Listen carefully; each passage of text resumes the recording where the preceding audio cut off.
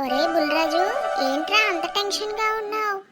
ఏం లేదమ్మా, బండరాజు నాకెప్పుడో వస్తానని చెప్పాడు, ఇంకా రాలేదు. ఆడు గురించే వెయిటింగ్. సర్లే, మంచినీళ్ళు ఇవ్వనా? ఇవ్వు. అరే బండెదవా, నీకోసం ఇందా నుంచి వెయిట్ చేస్తున్నాను. ఎంతసేపు రావడానికి? సారీ రా, నాకు వచ్చేటప్పుడు ఆకలేసింది, తినేసి వచ్చాను. అయినా సర్లే గాని ఎందుకు పిలిచావో చెప్పు. ఎందుకంటావేంట్రా, బీచ్ కని చెప్పాంగా, ఫోన్లో మాట్లాడుకున్నాంగా. సారీ రా, మర్చిపోయాను. అయినా బీచ్ కంటే మీ అమ్మ ఒప్పుకుంటారా? ఒప్పిద్దాంలే. ఆంటీ వస్తున్నారు, అడిగిప్పుడు. వచ్చావా బండరాజు? నీ కోసం నీ ఫ్రెండ్ ఏంటో ఓ టెన్షన్ పడిపోతున్నాడు. అయినా మీ ఇద్దరి మధ్యలో ఏమున్నాయో అన్ని రహస్యాలు. అదేం లేదా ఆంటీ. అరే చెప్పేమంటావా? అరే చెప్పొద్దురా, నేను చెప్తాలే తర్వాత. నువ్వేమో గేమ్స్ ఆడుకోవడానికి వచ్చానని చెప్పు. గేమ్స్ ఆడుకోవడానికి వచ్చానంటీ. సర్లే బుల్రాజు, అదిగో వాటర్ పట్టుకో. నీకు కావాలా బండరాజు? నాకు వద్దంటీ.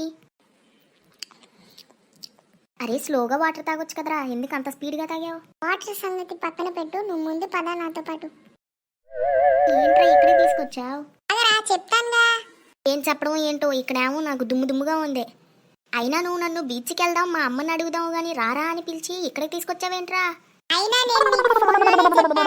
నీకు సర్ప్రైజ్ ఇస్తానురా అని చెప్పి. చెప్పావు, అయితే ఇక్కడికి ఎందుకురా? అవును, సర్ప్రైజ్ ఇక్కడే ఉంది కదా మరి, అందుకని నిన్ను ఇక్కడ తీసుకొచ్చాను. నువ్వేరా నా బెస్ట్ ఫ్రెండ్వి. పప్పుని బింబుని పిలవకుండా నన్ను ఒక్కడినే పిలిచావు, అది నువ్వు నన్ను సర్ప్రైజ్ చేయడానికి. థ్యాంక్ యూ రా. చెప్పరా ఏంట్రా సర్ప్రైజు? సర్ప్రైజ్ ఏంటంటే, రూమ్మేట్ ఎక్కడున్నావు? ఒకసారి రా, బండరాజు నా బెస్ట్ ఫ్రెండ్ వచ్చాడు. రూమ్మేటా?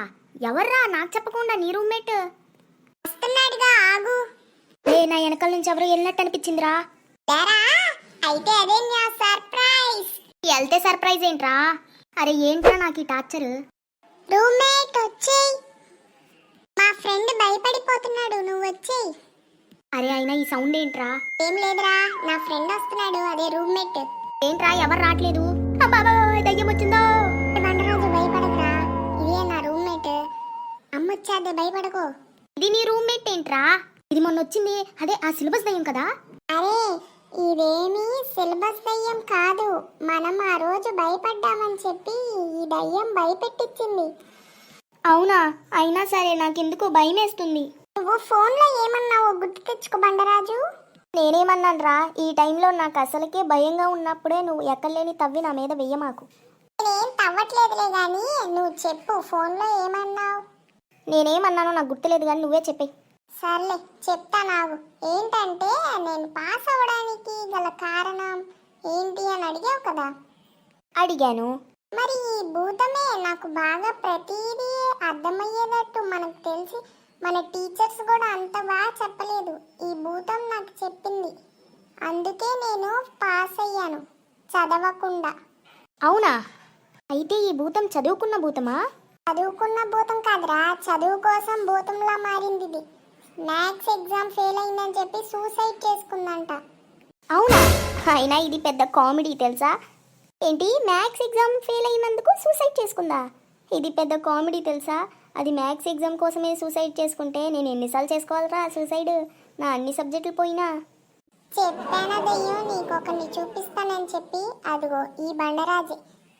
సూసైడ్ చేసుకున్నావు కదా మ్యాథ్స్ ఎగ్జామ్ కోసం. నువ్వనే కాదు, ఈ మధ్య చాలా మంది సూసైడ్స్ చేసుకుంటున్నారు, ఎగ్జామ్స్ అని చెప్పి ఇదని చెప్పి. చూడండి, మా బండరాజుని చూసి నేర్చుకోండి. పాస్ అయినా ఫెయిల్ అయినా నెక్స్ట్ టైం బెటర్ లక్ అనుకుంటాడు, ఎవరేమన్నా పట్టించుకోడు. ఇలాంటి రోల్ మోడల్స్ని గుర్తించుకుని మరీ ఇంకా పాస్ అవ్వడానికి ట్రై చేస్తాడు మా బండరాజు.